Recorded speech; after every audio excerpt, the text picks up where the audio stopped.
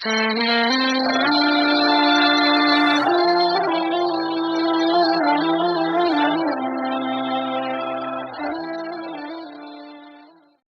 रायगान नहीं जाती, अगरचे बज़ाहिर आपको समझ में ना आ रहा हो और आपको कोई इस तरह का नतीजा नज़र नहीं आ रहा कि मेरे नेकी का क्या हुआ, लेकिन दर हकीकत वो नेकी रायगान नहीं जाती।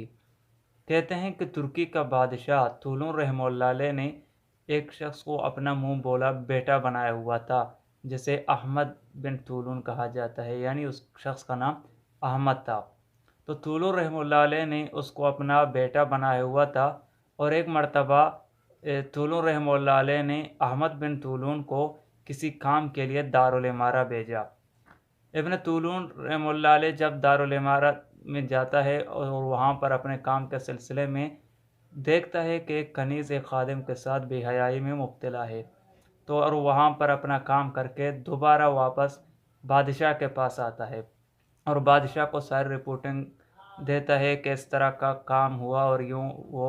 लेकिन जो मामला जो हालात वहाँ देखता है, यानी उस कनीज़ और उस खादिम का सिलसिले में जो देखता है, तो उस तरह की कोई बात नहीं करता और उस तरह की बात बादशाह के सामने में उसके पेश नहीं करता। लेकिन उस कनीज़ को शक हो तो शुबा होता है कि कहीं ऐसा ना हो कि वो बादशाह तुलून रहमतुल्लाह के सामने हमारा राज पाश कर दे, यानी इस मामले में बात करे। बल्कि उसको यकीन हो गया था कि ज़रूर ये जब बादशाह के पास जाएंगे, चूँकि बादशाह का बेटा भी है जिसे अहमद बिन तुलून कहा जाता है, बादशाह के पास जाकर वो ज़रूर हमारी शिकायत करेंगे।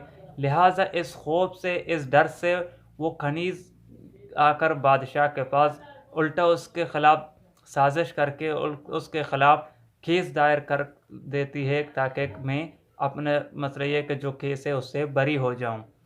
वो बादशाह के पास आकर ये शिकायत कर देती है कि आपका जो बेटा अहमद बिन तूलन है, वो उसने मुझे दावत दी है बेहयाई की। वो चाहता है कि मैं उस काम के लिए आमादा हो जाऊं, लेकिन मैं उस तरह का काम करना नहीं चाहती। तो बात और वो इस अंदाज से बादशाह के सामने बात करता है, यानी वो अंदाज निभाती है जिससे बादशाह को गुमान शक में इजाफा हो जाता है कि कहीं गड़बड़ तो नहीं है। लिहाजा बादशाह अपने बेटे अहमद को ज़ुबानी समझाने के बजाय वो एक ख़त मुरसद करके उसके हवाले कर देता है और उससे उससे हुक्म देता है कि आप ये ख़त लेकर फ़लाँ शहर के अमीर के पास चले जाएं और उसको दें। और उस ख़त में बादशाह लिखता है कि जैसे ही ये ख़त आपके हाथ पहुंच जाए, आपको मिल जाए, तो जो आदमी इस ख़त को आप तक पहुंचाता है फ़ौरन उसको कत्ल कर दिया जाए और उसको कत्ल करने के बाद उसका सर मेरे पास वापस भेज दें और मेरे कदमों में उस सर को लाकर रख दें। और इस बेटे अहमद बिन तुलून रहमतुल्लाह अलैह को इस बात का ना वहम है, ना गुमान है, ना कोई ख़याल है कि इस तरह का कोई ज़िक्र होगा, इस तरह का कोई बात और वाक़या होगा। लिहाजा वो इस ख़त को लेकर निकलते हैं और उसको एक ख्वाहिश होती है और वो चाहत होती है कि मैं इस ख़त को पहुंचा दूं, जो भी हो उस ख़त में, उससे क्या मुझे लेना देना। तो कहते हैं कि रास्ते में वो खनीज़ दोबारा इसको देख कर अहमद बिन तूलून को उसके पास आती हैं और कहती हैं कि आप एक काम कर लें, मुझे एक ज़रूरी ख़त लिखवाना है, लिहाजा आप ये ख़त मेरे लिए लिख दें। अहमद बिन तूलून कहते हैं कि मुझे तो बादशाह ने यह हुक्मनामा दिया है और यह ख़त दिया है जो मैं फ़लाँ अमीर के पास पहुंचाना चाहता हूं। तो वह खनीज़ कहती है नहीं, ऐसा कर लें, आप मेरे लिए ख़त लिख दें और आपका जो ये ख़त बादशाह ने आपके हाथ भेजा है, इसे मैं किसी और ख़ादिम के ज़रिए भिजवा देती हूँ। दर हकीकत इसकी ये नीयत होती है, वो ये चाहती है कि मैं इसके साथ इसको अपने बातों में मशगूल कर लूँ, ताकि बादशाह मुझे और इसको आपस में बात करते हुए देख ले और उसका शक जो है वो यकीन में बदल जाए और मेरा केस मज़ीद मजबूत हो जाए कि जो मैंने बादशाह के सामने कही वो सब कुछ ठीक है। तो ये तो इसे समझ में नहीं आता, क्योंकि इस अहमद बिन तूलून को इस सारे वाक़ये से कोई लेना देना नहीं।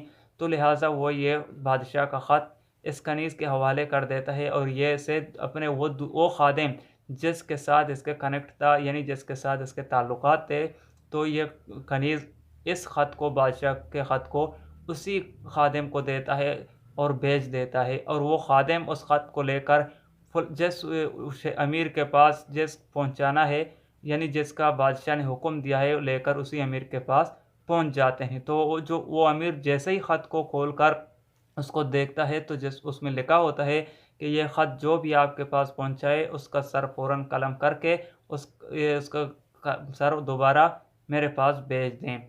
तो लिहाजा बादशाह के हुक्म के मुताबिक वो अमीर इस ख़त को पढ़कर, ख़त पढ़ने के बाद इस ख़ादिम का सर कलम करके उसे दोबारा बादशाह के दरबार में पेश करते हैं। तो जब वो सर बादशाह के सामने पेश होता है तो बादशाह हैरान हो जाता है कि जो ये ख़त तो मैंने अहमद को बिन तूलून को दिया था और इसी का सर कलम होना था, लेकिन उल्टा मामला ये हुआ कि किसी और का सर कलम होके आया है।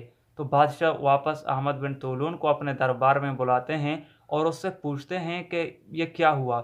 तो दरहकीकत अहमद बिन तूलून सारा वाक़या बादशाह के सामने पेश करते हैं कि हकीकत ये है और इस तरह का वाक़या हुआ था। और इसके बाद जो कनीज़ है वो भी अपना एतराफ़ जुर्म कर लेती है और इस बात का इकरार करती है कि जो कुछ हुआ था वो गलती मेरी है। तो लिहाजा बादशाह के नज़र में अहमद बिन तूलून का दर्जा और उसका मर्तबा दोचंद हो जाता है और ये वसीयत करता है कि मेरे मरने के बाद जो है मेरे बादशाह अहमद ही को बना दिया जाए। तो ये नेकी है और ये इसका नतीजा और इसका फल और समरात हैं। अगरचे आपको बज़ाहिर समझ में ना आए, जिस तरह अहमद बिन तूलून को कुछ समझ नहीं आया कि ये सब कुछ हो क्या रहा है, इसमें क्या है और किस तरह ये तरतीब चल रहा था, उसे कुछ मालूम नहीं था। लेकिन अल्लाह ताला हर चीज़ जानता है, हर चीज़ से बाखबर है, हर चीज़ पर कुदरत रखता है, तो वो नेकी ज़ाया नहीं कर देता। अगर कोई अच्छाई करे, अगरचे उसे कुछ समझ में आए या ना आए, लेकिन अल्लाह रब्बुल आलमीन उसका बदला ज़रूर देते हैं। तो ये जिस तरह इसने नेकी किया, उनके ऐब छुपाए, उनको बज़ाहिर छुपाया, उसका ऐब राज़ फाश नहीं किया। और ये हुक्म भी है और शरीयत का कि अगर किसी का ऐब देखो उसे छुपाओ। हदीस शरीफ में है, मन सतरा मुस्लिमन, जो शख्स किसी मुसलमान का पर्दापोशी करे, उसका ऐब देखने के बाद, ऐब जानने के बाद उसे छुपाए, अल्लाह रब्बुल आलमीन क़यामत के दिन उसके ऐब छुपाएंगे। हालांकि वो दिन बहुत ख़तरनाक और बहुत सख्त और कठिन का मरहला होगा, लेकिन फिर भी अल्लाह ताला इस एहसान और इस नेकी के बदले में उसके अयूब को छुपा देंगे। तो बात यह है कि आप नेकी करने की कोशिश करें, नेकी करने में सबकत करें, नेकी करने में जिस हद तक मुमकिन हो आप आगे बढ़ें, और यही बढ़ने की चीज़ है। अगरचे आपको कुछ समझ में आए, कुछ दिखने में आए या ना आए, बात यह है कि आप इस चीज़ पर फोकस करें कि आप क्या कर रहे हैं, आप सही कर रहे हैं या गलत कर रहे हैं, आप जो काम कर रहे हैं आया वो नेकी है या बदी या बुराई। तो इस चीज़ का नज़र रखें। बाकी उसका कि इसके बदले में मुझे क्या मिल रहा है, क्या नहीं मिल रहा, उस तरफ ना जाएं, क्योंकि नेकी का बदला ज़रूर अल्लाह ताला देते हैं। आप समझें वक्ती तौर पर।